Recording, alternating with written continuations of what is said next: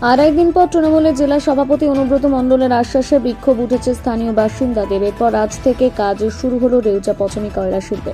ঘটনা হলো, এলাকাবাসী এখনও জমির পাট্টা পায়নি, অনেকে আবার মেলেনি চাকরি।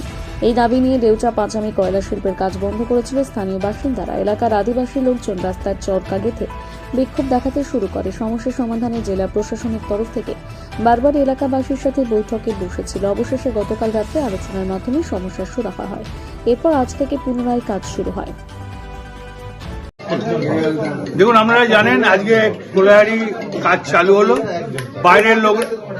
বাইরের লোকরা এটা উস্কুনি দিয়ে বন্ধ করেছিল, কিন্তু কোলাহারি মানুষরা, ওখানকারই মানুষরা আজকে আবার চালু করলো। এর জন্য ওখানকার মানুষকে, সবাইকে যারা বড় তাদের প্রণাম জানাই, ছোটদের অন্তরের ভালোবাসা জানাই।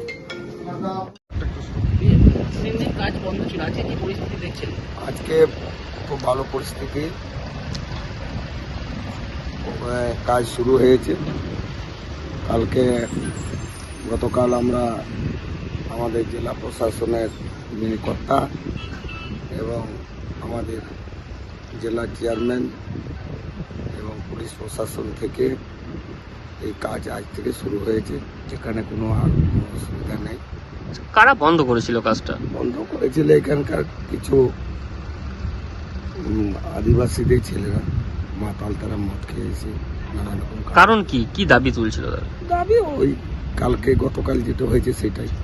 আচ্ছা, সরকারের প্রোফর্মা অনুসারে সরকার চাকরি দেবে এবং পাট্টা যারা সরকার কালো বলেছে, যারা 12 বছর থেকে বসেছে তাদের ইনকোয়ারি করে তাদের পাট্টা দেওয়া হবে। পাট্টা দিলেই তাদের সার্ভিসটা দেখবেন।